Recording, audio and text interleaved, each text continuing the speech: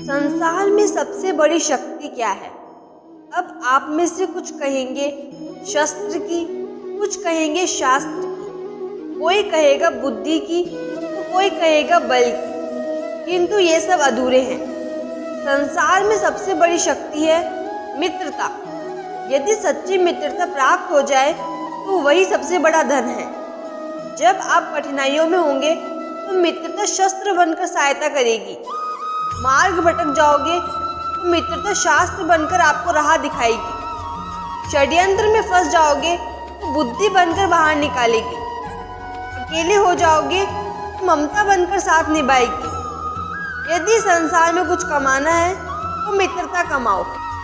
कृष्ण और सुदामा की मित्रता एक मिसाल है। बचपन के दिनों में ही कृष्ण ने सुदामा को वचन देते हुए कहा था कि मित्र, तुम जब भी संकट में खुद को पाओ मुझे याद करना, मैं जरूर अपनी मित्रता निभाऊंगा। और बाद में श्री कृष्ण ने अपना वचन भी निभाया। मित्रता का रिश्ता दुनिया में सबसे खूबसूरत होता है, क्योंकि यह रंग, रूप, धन, दौलत और भेदभाव से परे होता है। आज के समय में जब भी मित्रता की बात होती है तो सबसे पहले कृष्ण और सुदामा का ही नाम आता है। बाल्यकाल में भले ही कृष्ण, सुदामा और अन्य मित्र एक साथ खेलते थे, लेकिन एक समय ऐसा आया कि जब श्री कृष्ण द्वारिका के राजा बन गए और उनके मित्र सुदामा इतने गरीब हो गए कि भोजन की व्यवस्था करना भी कठिन हो गया। सुदामा अपने परिवार का लालन पालन करने में भी असमर्थ हो गए। तब सुदामा की पत्नी सुशीला ने उन्हें द्वारिका जाकर द्वारिकाधीश श्री कृष्ण से मदद मांगने को कहा। सुशीला की बात सुनकर सुदामा थोड़ा हिचकिचाए, लेकिन सुदामा के पास इसके अलावा अन्य कोई रास्ता भी नहीं बचा था। इसलिए वे मदद मांगने के लिए श्री कृष्ण के पास जाने को तैयार हो गए। सुशीला पड़ोस से 3 मुट्ठी चावल मांगकर ले आई और इसे पोटली में भरकर सुदामा को देते हुए कहा कि इसे कन्हैया को भेंट कर दे।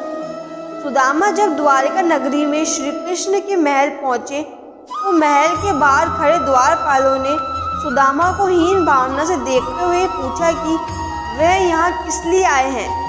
जब सुदामा ने अपना परिचय दिया और कहा कि वे कृष्ण के मित्र हैं, तो द्वारपालों ने भीतर जाकर यह बात कृष्ण को बताई।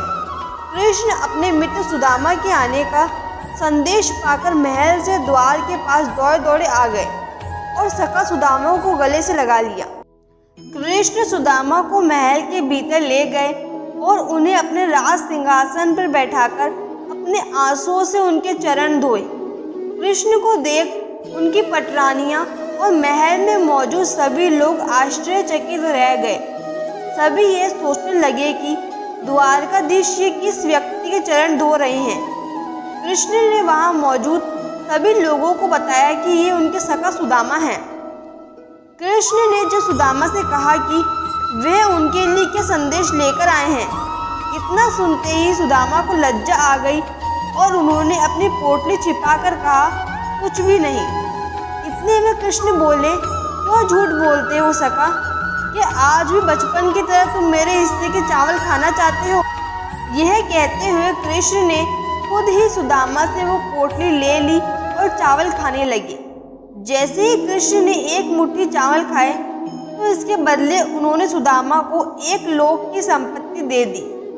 इसके बाद कृष्ण ने दूसरी मुट्ठी चावल खाकर सुदामा को 2 लोक की संपत्ति दे दी। लेकिन कृष्ण तीसरी मुट्ठी चावल खाने ही जा रहे थे कि रुक्मिणी उन्हें रोकते हुए बोली, प्रभु, यदि आप तीनों लोक की संपत्ति ने दे देंगे तो अन्य सब जीव और देवता कहाँ जाएंगे? रुक्मिणी की बात सुन कृष्ण रुक गए। इस तरह कृष्ण ने सुदामा की मदद की और प्रेम पूर्वक उन्हें विदा किया। मित्रता एक ऐसा संबंध है जिसे निभाने या जताने के लिए कोई दिन तिथि की आवश्यकता नहीं होती, बल्कि अगर कोई मित्र अपने मित्र के बुरे वक्त में साथ खड़ा हो जाए तो वो वक्त उस मित्र के लिए बहुत खास बन जाता है। जीवन के अन्य संबंधों की तरह मित्रता का संबंध भी बहुत खास है। जीवन में जब सभी सगे संबंधी साथ छोड़ देते हैं तब मित्र ही उस बुरे वक्त में साथ खड़े होते हैं। शास्त्रों में भी मित्रता यानी दोस्ती के बारे में बताया गया है। भगवान श्री कृष्ण और अर्जुन की मित्रता। सच्चा मित्र जीवन में सफलता प्राप्त करने में मदद करता है। सच्चा मित्र एक अच्छा मार्गदर्शक और शुभचिंतक भी होता है। अर्जुन और श्री कृष्ण की मित्रता की मिसालें तो युगों से चलती आ रही है। जितने इनके पारिवारिक संबंध गहरे थे, उनसे कई ज़्यादा गहरी इनकी मित्रता थी। श्री कृष्ण ने अर्जुन और पांडवों को न्याय दिलवाने और धर्म की रक्षा के लिए महाभारत युद्ध में अर्जुन का सारथी बन अर्जुन की ओर से धर्म युद्ध किया। साथ ही महाभारत युद्ध के प्रथम दिवस में गीता का ज्ञान दिया था, जिसे पाकर अर्जुन अपने ही सगे संबंधियों से युद्ध में विजय हासिल कर सके। महाभारत के अनुसार भगवान श्री कृष्ण ने सुदर्शन चक्र से शिशुपाल का वध किया था। तब भगवान श्री कृष्ण की उंगली कट गई थी और उसमें से निरंतर खून बह रहा था। तब द्रौपदी ने तुरंत अपनी साड़ी का पल्लू फाड़कर भगवान श्री कृष्ण की उंगली पर पट्टी बांधी थी। तब श्री कृष्ण ने कहा था कि मैं इस बात को हमेशा याद रखूंगा और भविष्य में इस साड़ी के टुकड़े की कीमत जरूर चुकाऊंगा। पांडव जब कौरवों से जुए में हार गए थे, तब उन्होंने अपनी पत्नी द्रौपदी को भी दांव पर लगा दिया था और उनकी पराजय हुई थी। तब भरी सभा में दुर्योधन ने दुशासन को द्रौपदी को लाने के लिए बोला। दुशासन द्रौपदी की केश पकड़कर उसको सभा में घसीटता हुआ लेकर आया। तब दुर्योधन ने दुशासन से द्रौपदी का चीरहरण करने के लिए कहा और जब दुशासन द्रौपदी की तरफ बढ़कर चीरहरण करने लगा, तब द्रौपदी ने हाथ जोड़कर आंखें बंद करके भगवान श्री कृष्ण को याद किया। तब भगवान श्री कृष्ण ने द्रौपदी के द्वारा बांधी गई साड़ी का कर्ज चुकाते हुए उस समय द्रौपदी की लाज बचाई। भगवत गीता के अनुसार जिसमें वासना रहित निरपेक्ष प्रेम होता है, बदले में पाने की कोई इच्छा नहीं होती, वही सच्ची मित्रता होती है। कमेंट्स में जय श्री कृष्णा जरूर लिखें। ऐसे ही और भी कहानियों एवं उपदेशों से अपने जीवन को सार्थक बनाने के लिए हमारे YouTube चैनल को सब्सक्राइब करें एवं अपने मित्रों के साथ शेयर करें। धन्यवाद।